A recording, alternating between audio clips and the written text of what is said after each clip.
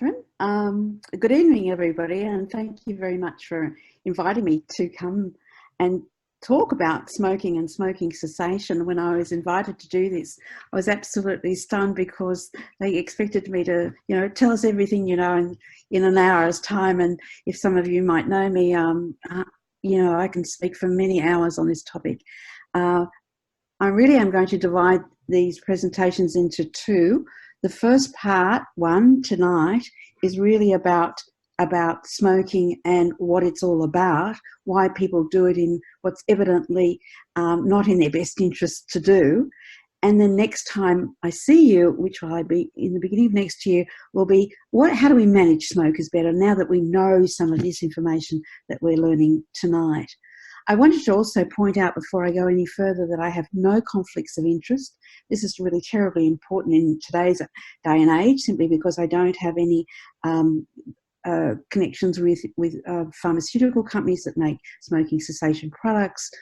And of course, evidently, I don't have any relationships at all whatsoever with any tobacco industry or their subsidiaries. So I wanted to make that patently clear tonight. So just to start with, I'm just going to move my slides along. I wanted to talk a little bit about prevalence of smoking. This is a fabulous website. I've got some citations at the end of this presentation that you could have a look at. It's a movable website, which is always great. And this is about the data of any medical entity at all, but we can look up smoking and we can look at prevalence of smoking, which is what this slide is about. And I do want to point something out to you. You can see Australia in a purple circle on the bottom left-hand side, showing you that over time since the year 2000 to today, 2016, we're looking at prevalences heading down to the left. That's what we want, down and to the left. Now that's since the year 2000, and some of you know I've been working in this field. It's more than 30 years, and in fact 40 years if you count 1979. It's 40 years. We had very high prevalences. Just have a look for yourselves at the upper right-hand side.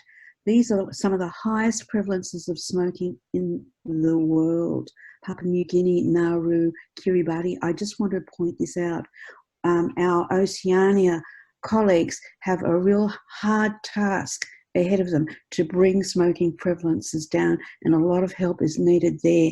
I'm pointing this out to you, but you can see Australia has really got increasing lower and lower prevalences, which we all see around us. However, we can do better, obviously.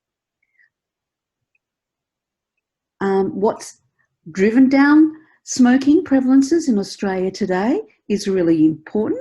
And I might add, you may or may not be aware, I would be interested to know how many you know how much a packet of cigarettes costs today. Your smoking patients, how much do they pay for a packet? Perhaps if you don't know, check it out. Go to the checkout literally of a supermarket and see how much a carton costs.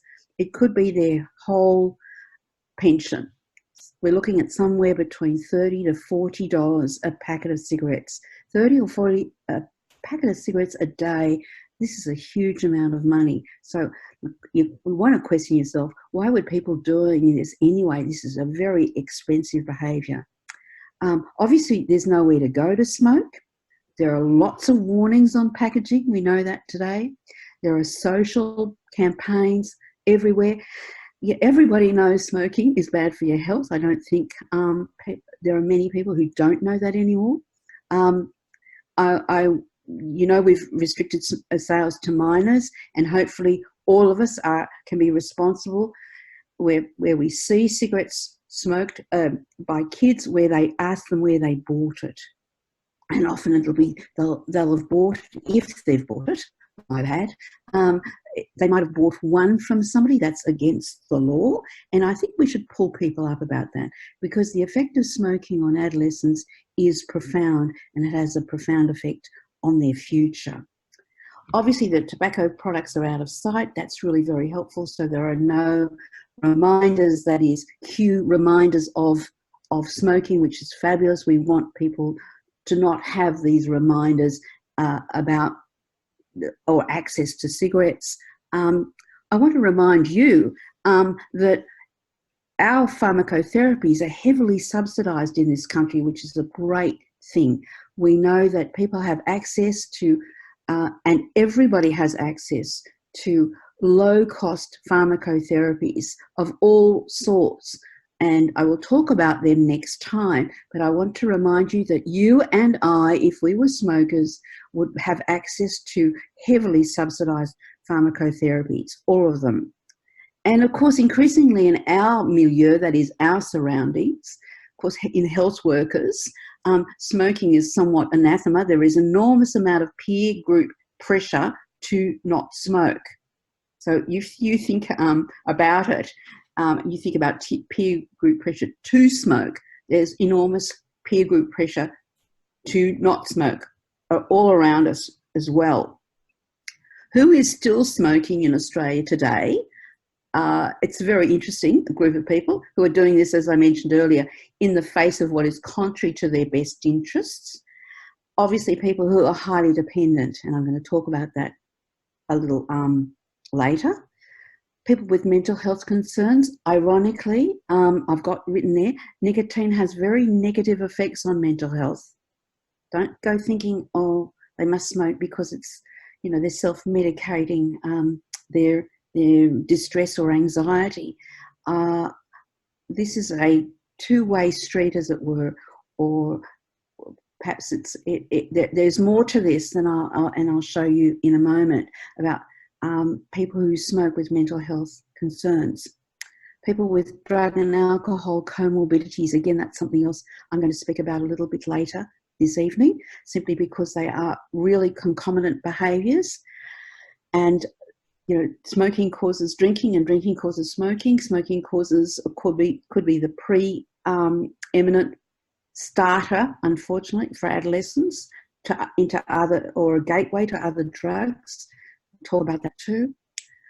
Smoking in the face of what you know to be detrimental to you personally. You'd have thought, and people think of this all the time, what if my patient has COPD, he's been diagnosed, he or she ought to know better. Unfortunately, when our smokers are nicotine dependent, knowing better doesn't cut it. Having asthma and still smoking doesn't cut it. It doesn't cut it. The medical consequences are not enough to tip people over into quitting. They may want to do it, they may need to do it, but they can't necessarily achieve it. And that stumbling block is really common in today's smokers, those who's still doing it in the face of what is evidently detrimental to them. That, in fact, is the definition of being addicted. They obviously have tried many times. We do know most of our smokers have tried many times, and I'll come back to that again at the end of this talk. They've had lots of unsuccessful attempts. That doesn't always mean that they're weak-willed at all.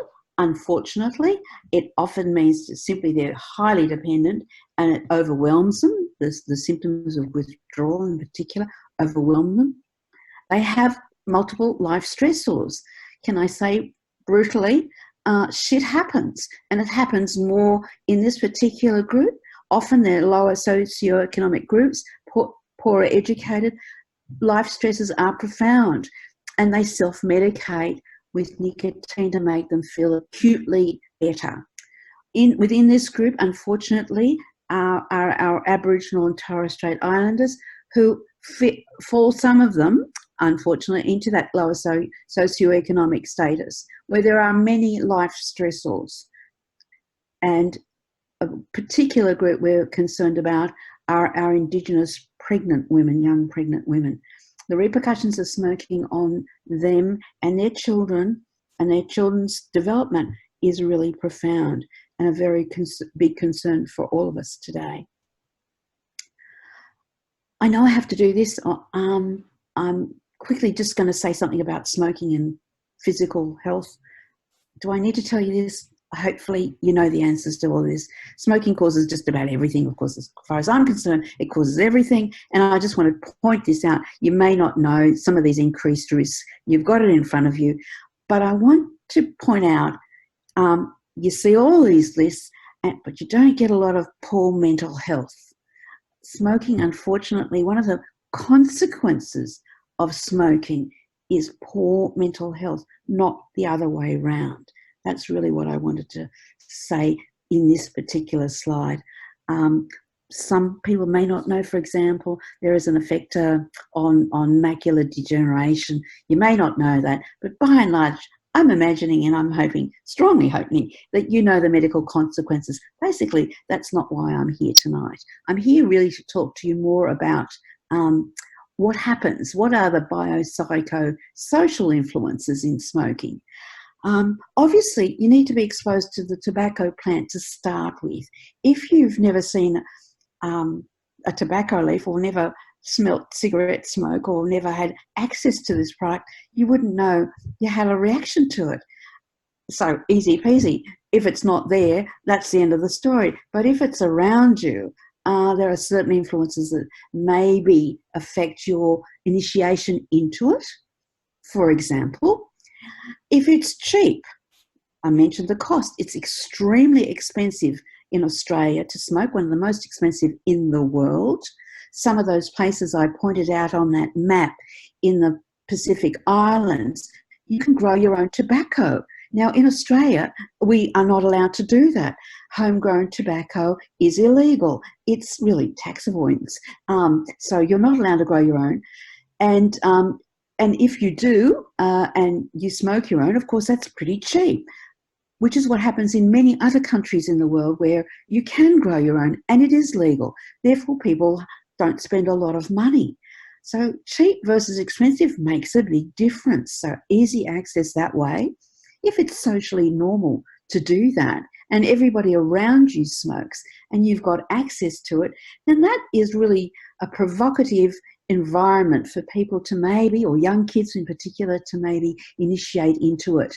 But if nobody smokes in your household, and we certainly know that these environmental influences are substantial, then you're much less likely to. There's also evidence, and I'm going to show you a little later, about those biological determinants of genetics. So that if you react to nicotine, and the whole family does, everybody's smoking, and you're much more likely to be going on to do it yourself as a kid. As I mentioned, there are biological effects that are genetically determined. If you smoke this is your very first ever cigarette in your whole life, good studies on this, showing that you get a reward from it, even though it might be aversive, but you get a reward. That is, I smoke a cigarette, have a puff, oh dear, that's horrible, I'll never have one of those again, or have a puff, oh, that's not too bad, and then go on to have another one. Those two reactions, so the initial one might be, yuck, poo, that's horrible, but there's that one reaction where you may have another element to it, and there is some neurological reward in there that reinforces the next one, or the need to use another one. Or you get no reward at all. Some of you in this audience will have tried a cigarette in your life and just simply, didn't do it for me. And others, yeah, it did it for me. It was aversive, but I didn't mind it. What is it about it that one person gets it and the other one doesn't? Well, we've got really good evidence, I'm going to show you in a minute, about some brain receptor subtypes that you got turned on or not. Picked your parents badly, or you picked your parents well, as they say. And I want to remind you that another biological response to nicotine in particular, and it's nicotine that does it, is in the liver, and I'm going to talk about slow metabolizers and how you metabolize nicotine has a huge bearing on what happens to you when you're a smoker, in particular as a kid and then as you become an adult.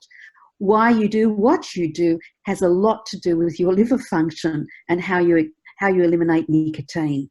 So slow metabolizers smoke less, and they're less addicted. Fast metabolizers smoke more, and they're more addicted. and they wake up in the morning having excreted almost all the nicotine, and smoke a cigarette on opening their eyes, and that's called time to first cigarette. So we have really a lot of information available to us about those biopsychosocial influences that I'm hoping you may have heard of before, but you may not have. Some basics about nicotine. I don't want to teach you how to suck eggs, but I do know not everybody is aware of this. It's critical that nicotine's in cigarettes. In case you did not know that, you take nicotine out of cigarettes and it doesn't do it in the brain. It really doesn't do it for you. That's why there's not a lot of nicotine-free cigarettes smoked out there. In case you thought there were, try finding some. There's no cigarettes really that are sold that have no nicotine in them. They're not duty-free at the airport. Nicotine isn't yellow. It's not the yellow stains on your fingers. That's the tar. That's an accumulation of the tobacco actually burnt yellow and staining the fingers. And it's colourless and odourless, so you can't smell nicotine on somebody's breath. That's a bit of a myth, and it is, remember, colourless. Its psychoactive effect is through those nicotine acetylcholine receptors in the brain, which I'm going to show you a little bit about in a moment. But what most people do not realise, it's a very short-acting drug. It's one of the shortest we've got. We quickly eliminate nicotine. The plasma levels of nicotine, if you don't know this, please be aware, are in nanograms, not in milligrams. For reasons beyond me, a packet of cigarettes will have, each cigarette contains so many milligrams. You've all learnt that a milligram of nicotine is fatal if injected, but it's not injected. Remember, it's inhaled, and so it's diluted hugely by the air you breathe, and because you puff on it, you breathe most of that nicotine out. So blood levels, plasma levels of nicotine are in nanograms, and all NRT is in nanograms. 21 milligram patch delivers levels in nanograms, not in milligrams. Otherwise, you would have died wearing one patch, let alone what we advocate nowadays, 3 or 4 patches at a time. Don't be surprised. Smokers, they titrate or compensate their blood levels of nicotine to the nanogram, not to the milligram, to the nanogram. So if a cigarette's too weak, they drag harder on it, or if it's too strong, they puff lighter on it. And if they don't have enough cigarettes during the day, they drag harder on a cigarette. If they have too many cigarettes, they puff lighter. They absolutely titrate their blood levels as required in order to fill receptors in the brain, and we're talking about those nicotine acetylcholine receptors in their brains. So we're going to move on to nicotine and the brain. Remember, this is the target organ for a smoker. They go, oh, I love a cigarette. Inhaling it hits the back of my throat and gives me that sort of acrid feeling. That's what they describe it as. But the target organ is the brain. Some of our smokers don't know this. I want to remind you, what I'm telling you, they may or may not know. Most smokers don't know this. And it's important, and I think imperative, to inform them. Our smokers, the more they know, the better they do. I'm sure you all know that with everything.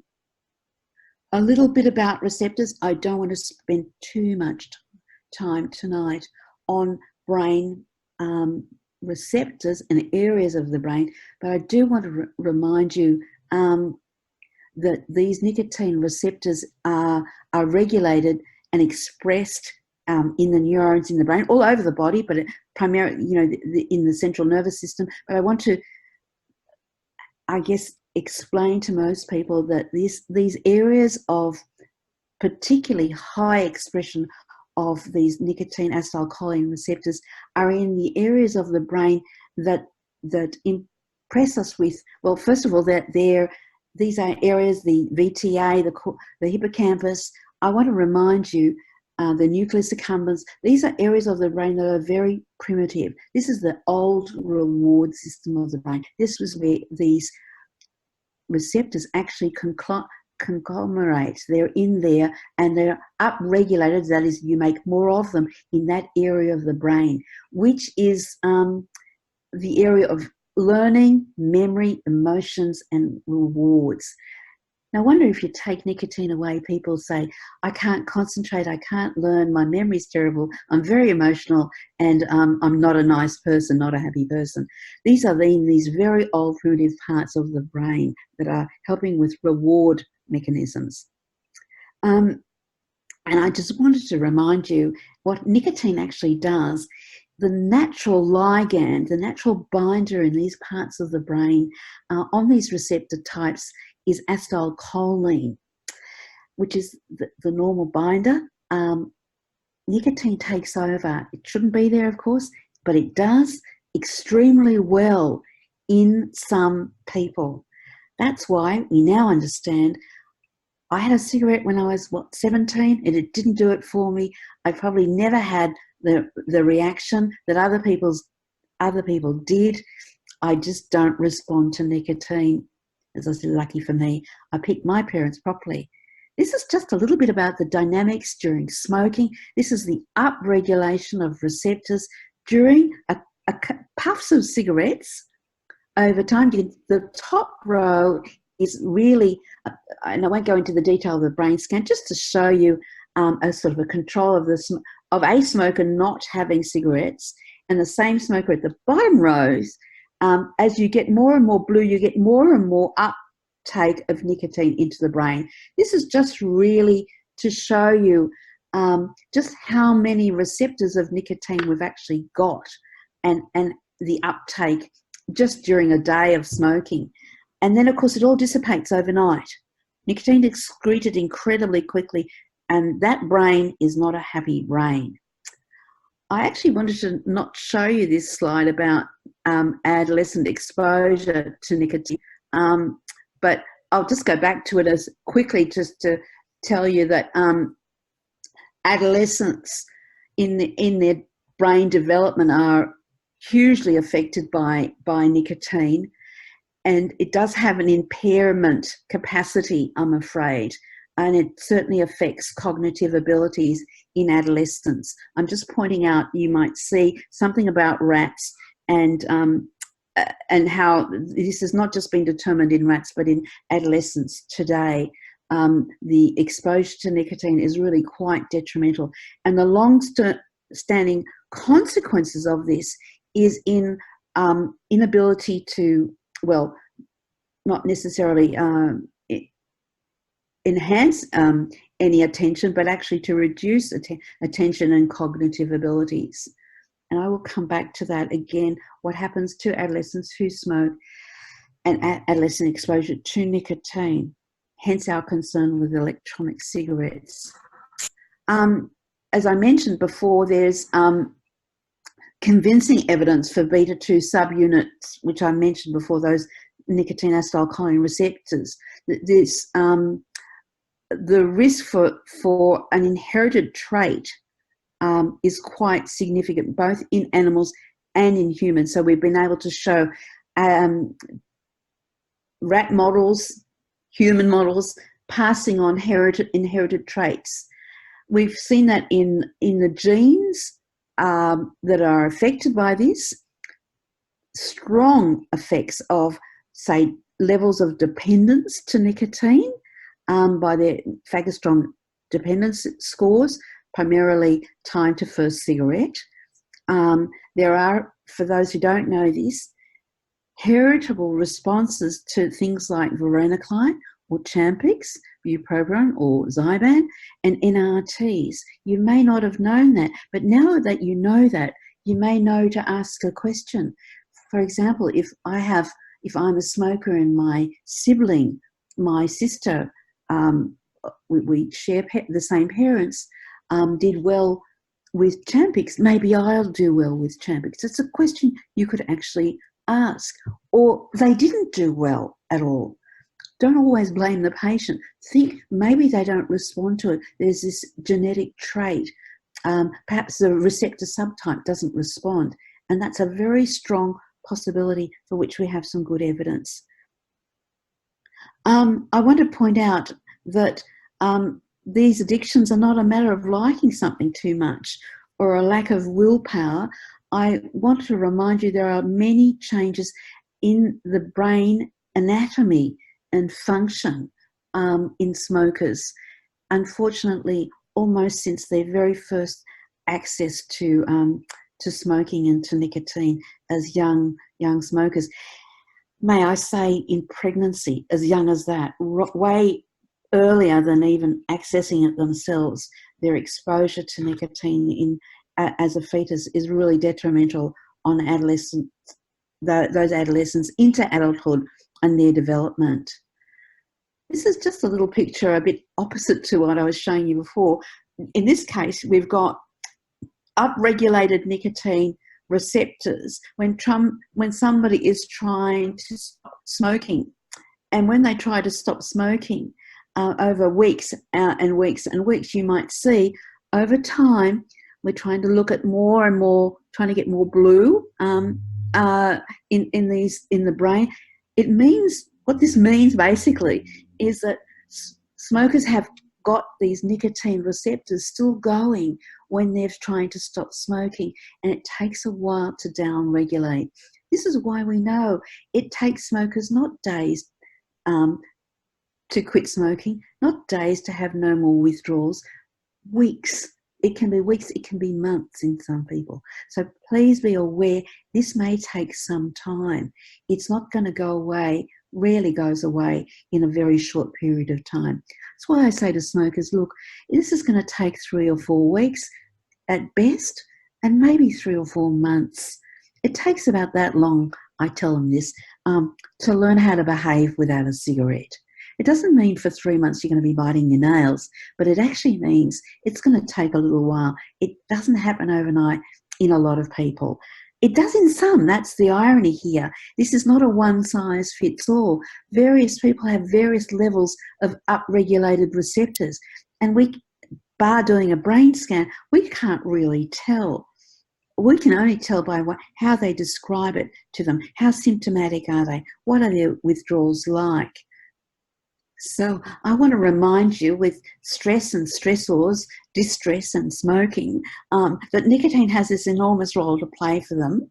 I want to remind you that it does have, and nicotine has an acute anxiolytic effect, makes people feel extremely calm immediately, but then again it has, unfortunately, that rebound effect of wearing off and making people then anxious again. So part of the cycle, unfortunately, is this paradox called the stress paradox.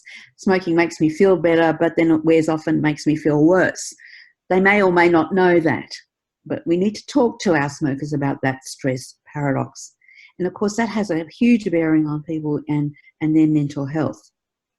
I want to remind you that nicotine makes them feel a lot calmer and a lot less depressed. It's one of the best antidepressants on the market. Am I allowed to say that? But it is. It makes people feel so much more relieved almost immediately. But then again, it wears off, and that's the biggest concern we've got. And then you get the rebound, of course, of depression. This is acutely. This is not hours later. This is minutes later. Reminding you, it has a very short half-life. It does depend on how you metabolize it. It can be 40 minutes since you've had a cigarette, and then it wears off. I want to remind people, and I remind our smokers about this, they don't know anything about half-life of anything, let alone how long nicotine stays in their circulation. They have no idea, and fair enough. But I want to remind them that that's why cigarettes are packaged like that in a box, about 25 in a packet, because that's about the half-life of nicotine divided up into your waking day of 18 hours. And you tell smokers that, they think, oh, the penny's dropped now. Now I know why I need that many over the day. And if I don't get enough, I might, adapt to that. But that's why they're packaged like that. And they feel somewhat manipulated learning that. I mentioned a little bit about acute anxiety and depression, which is withdrawals, very, very quickly when they've just had a cigarette. This is not quitting smoking, this is between cigarettes. I want to remind people that they get pretty distressed. If you know an addicted smoker, how long can they last without a cigarette? 2 hours? That's a long time for somebody who's addicted, right? So they're having withdrawals between cigarettes, not from quitting at all. And we certainly know when we give them NRT, they manage their stressors a lot better. So pharmacotherapies like NRT actually help people respond in a less volatile way. They're a lot more calmer when they stop smoking, or even using NRT, a lot less volatile and less reactive to stressors. It's like they've got this heightened sense of heightened reactivity to stressful events. And as I mentioned before, to neuroadapt to this, to their lives, to, how do I put it again, like earlier, like when the shit happens, to learn how to manage that takes months, not to have that acute instinct to grab a cigarette. I wanted to mention something that's really important too.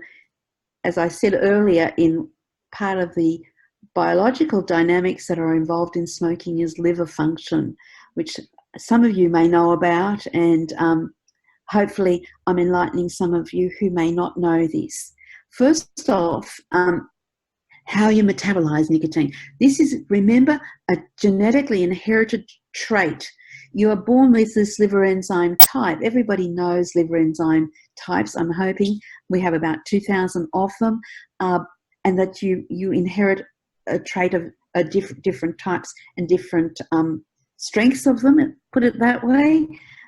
Most people know a little bit about alcohol dehydrogenase. Some people are more reactive to alcohol than others.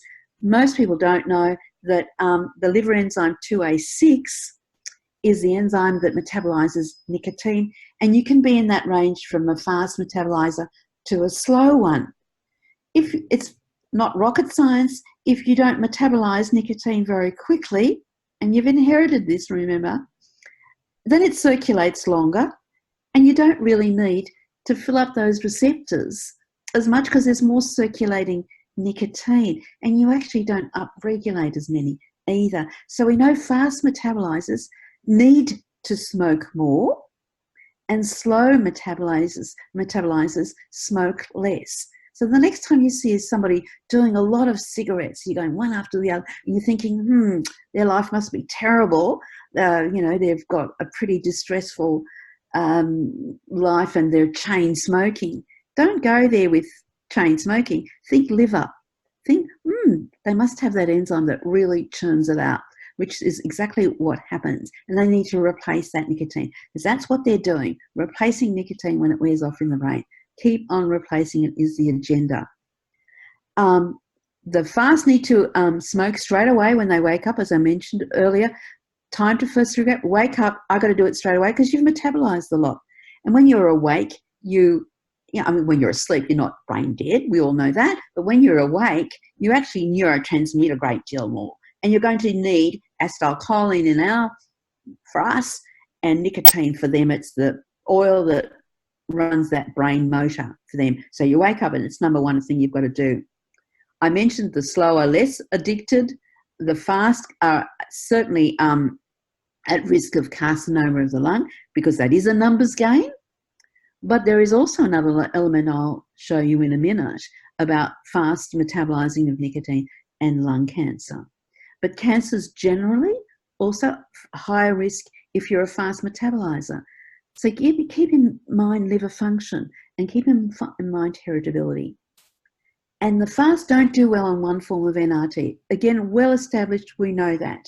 They're excreting it like it's going out of style. So one form is not going to do it for them. And next time I speak to you, combination therapy is really the go for somebody who's a fast excreter of nicotine. So how are you going to know?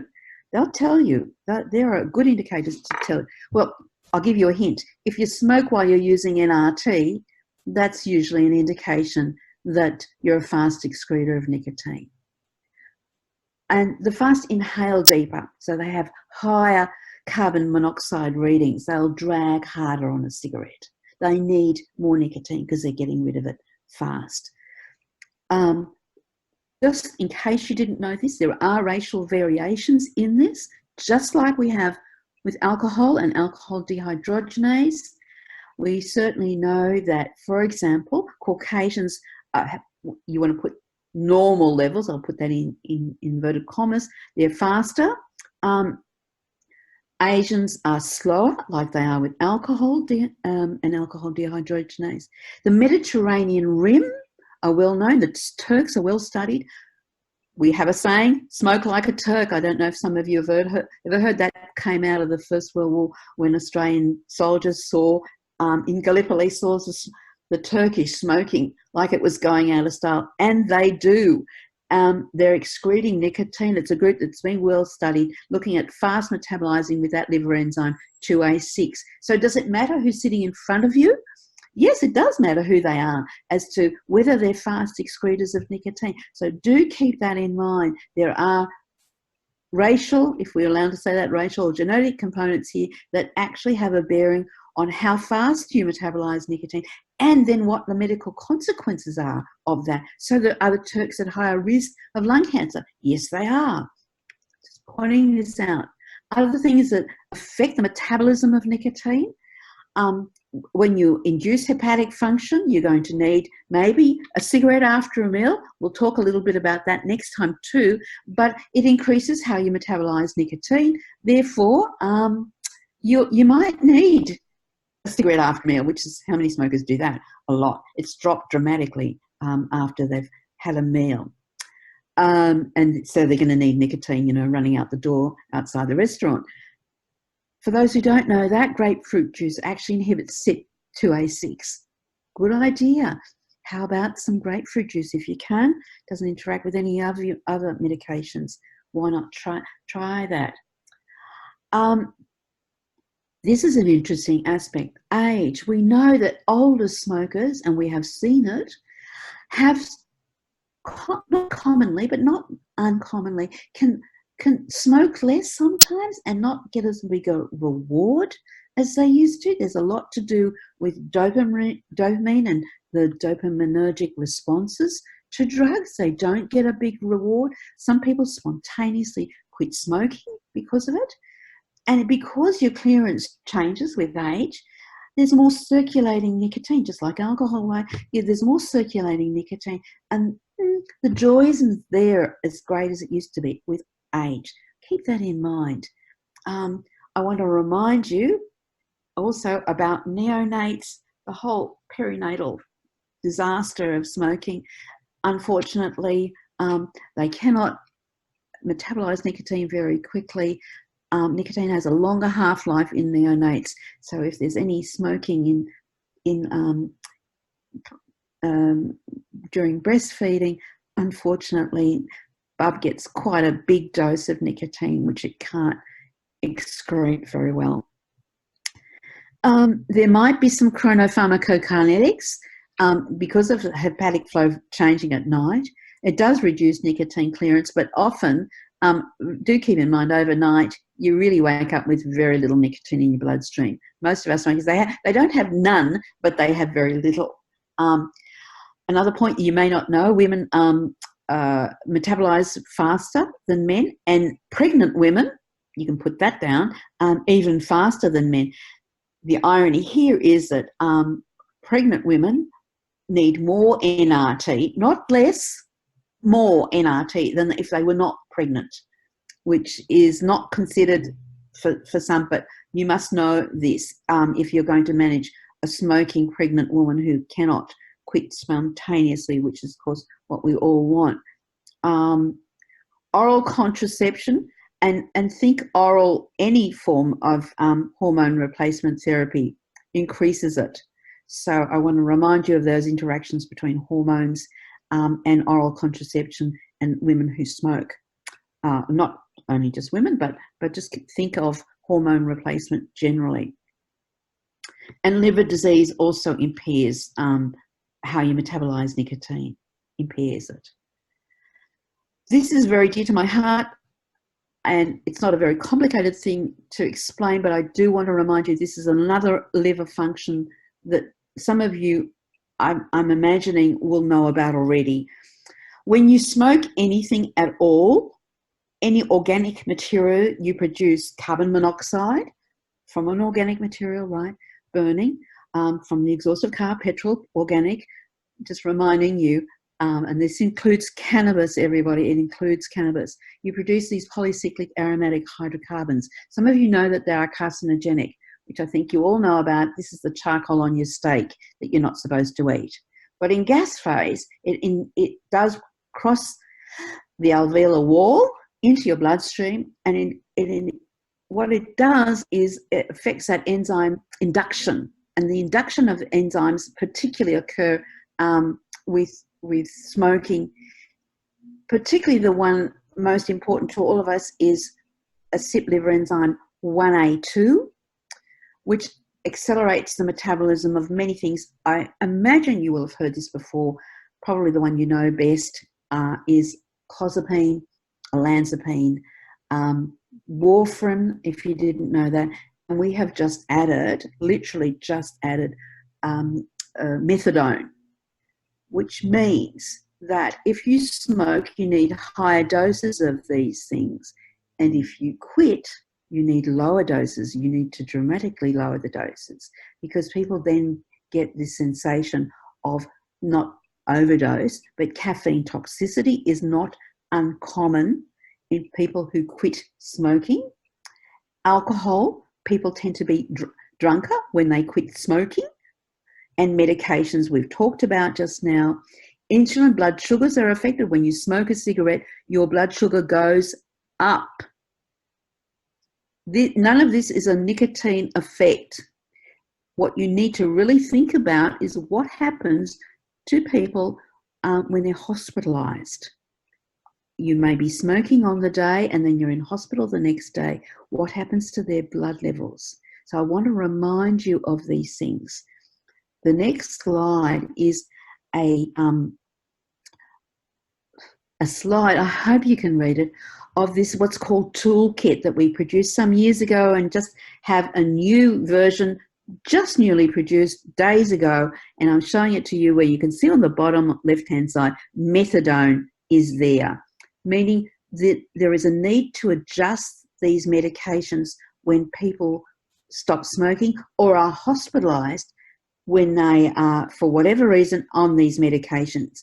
And to remind you, this is not a nicotine effect, therefore NRT will not, or nicotine patches or any form of it are not going to cure this problem. You need to change the dose. You need to be made aware of these effects, advising your patients if they're coming into hospital or if they're quitting smoking. We need to be fully aware of the impact on the dosage of their medications. Not a small matter. Below this slide is the website where you can look this up. This is one of 10 actual things called the Tobacco Toolkit for health professionals. How to use NRT, mostly in hospital, how to help smokers on clozapine, how to reduce those doses. Some of you may know about this, but I wanted to point out that warfarin's in there and methadone's in there. Now, just to reiterate about smoking and drinking, I want to remind you that it isn't for a smoker a cup of milk, a glass of milk and a cigarette. Ooh, I love a cigarette. They go, alcohol, yes. Caffeine, yes. Milk, not really. Orange juice, definitely not. Grapefruit juice, definitely not. Why is it these two particular ones, caffeine and alcohol, are really very interesting? And that's universal. It is absolutely universal. And I want to remind you of these effects that are related to alcohol dehydrogenase. Smokers drink at least twice as much alcohol as non-smokers due to the impact of the induction of alcohol dehydrogenase. And I think it's fascinating that smokers perhaps don't understand this, which is fair enough, that when the pubs and clubs, we know this because we know that pubs go and make a place available for every single smoker. if you're a smoker, you're going to drink more. So we better have venues for smoking, because we'll lose a lot of money. And we know this happens. Blood alcohol levels are dramatically affected by smoking a cigarette. You can do this induction. It affects uptake of alcohol through the gut as well. So quite interestingly enough, smokers, when they quit, will tell you, I've become a cheap drunk. I don't feel like drinking as much. Now, this is the same actually for other substances of abuse. And I've been working quite intensively with drug and alcohol services around the nation, and in fact, outside Australia as well, looking at what we can do to address smoking, because it has such an impact on the other substances.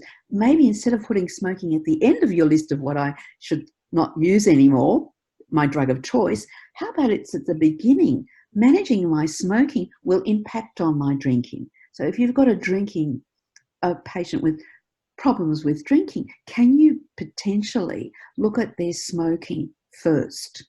Because it will impact on their drinking. They will commonly spontaneously drink less. There's a lot of spontaneous changing of other substances they're using.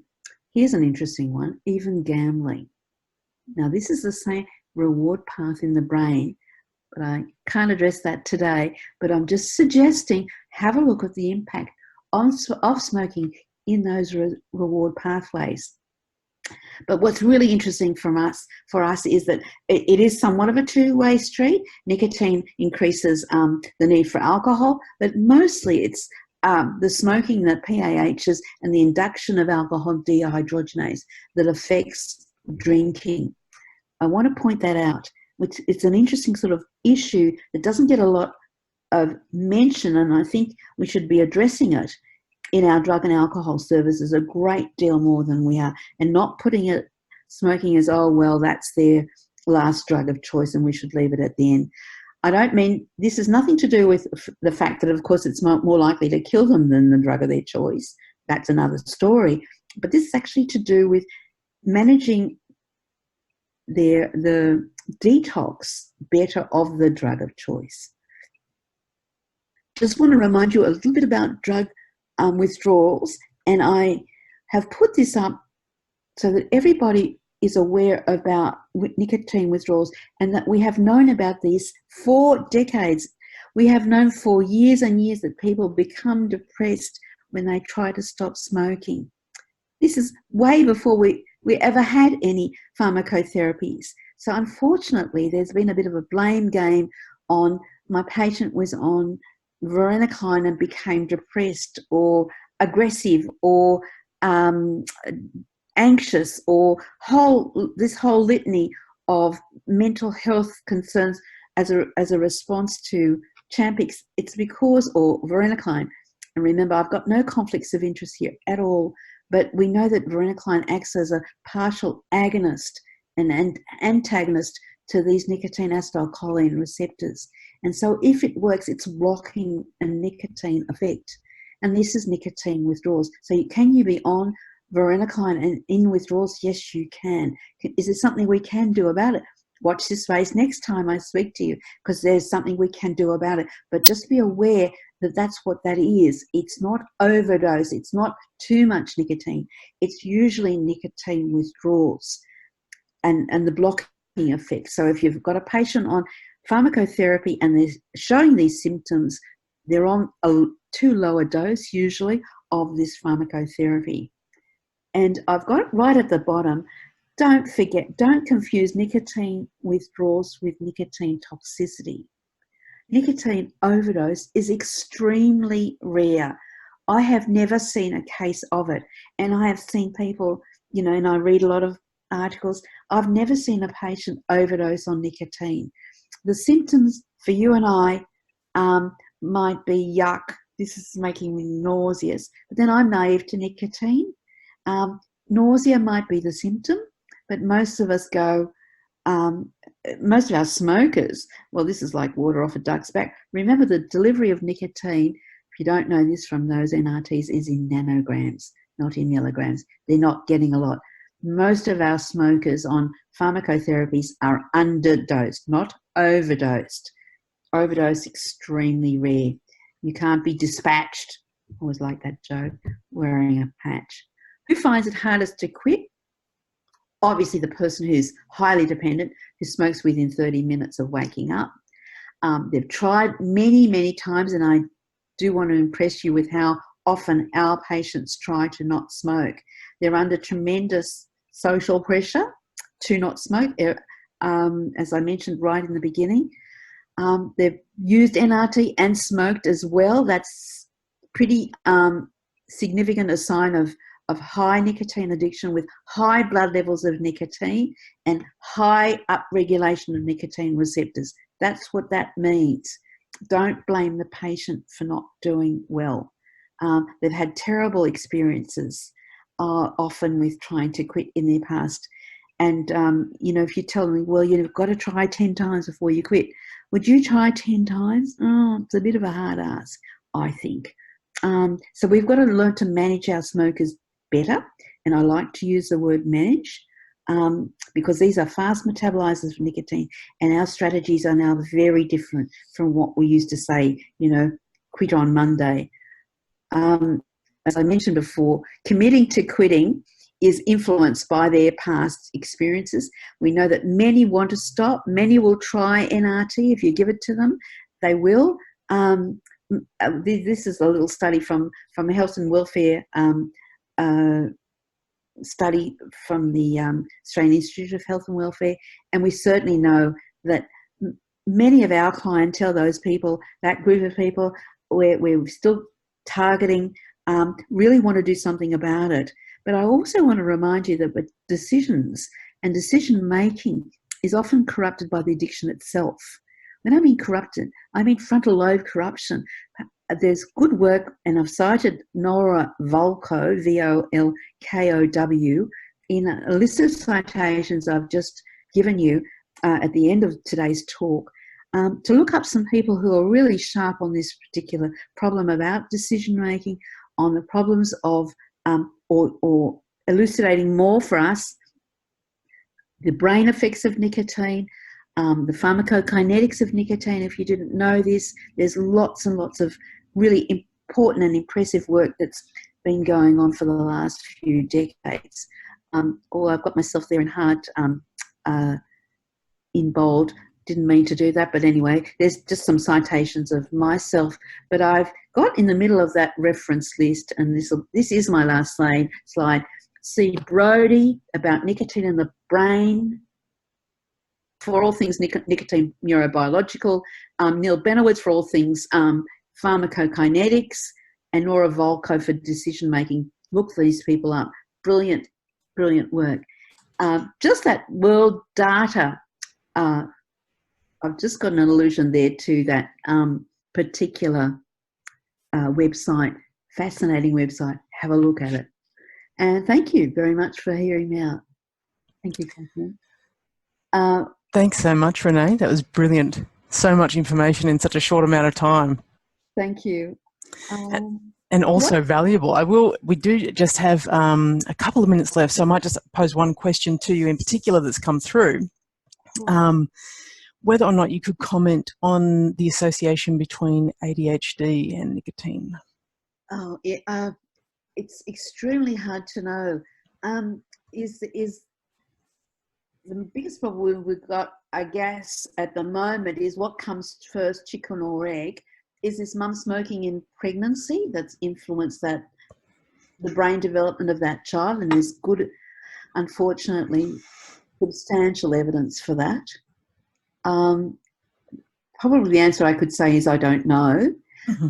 We know that there are certainly distinct relationships with, and I haven't mentioned this here either tonight, schizophrenia and smoking in pregnancy. So mum smoking in pregnancy, higher risk of that child developing schizophrenia in its adulthood.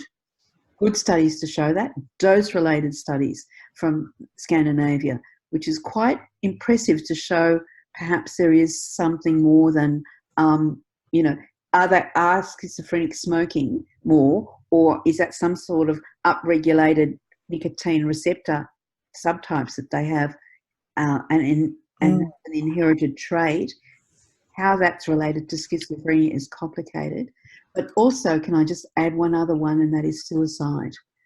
Some good studies showing a high risk of suicide in children of mothers who smoke. Now, this is adjusted for everything else. I'm not, obviously people are going to say, okay, this is the social environment, the psychosocial environments, family histories, all of this, adjusted for all of this, still high risk, which is rather thought-provoking and very concerning. It's quite a complicated issue, which I think you demonstrated quite clearly through the presentation, all of these interactions that are happening. And I imagine that you're going to elucidate some of those further in terms of the implications for interventions and managing and treating people who are smoking. Yes. In our next webinar. That's the idea, to ground people on some of the background that we're aware of today, that they may not have perhaps known about, with a view to how do we manage this better now that we know this about our smokers. It's a real eye-opener to the smoker. They don't know this about themselves. They may have an inkling, but they often don't know, and educating them and educating yourself, all of this helps you help them. And do you mind, Renee, if people do have further questions, contacting you after the webinar as follow-up? Do we do that like tonight, or do you mean? Not tonight, just post the webinar if people want to. Okay, wonderful.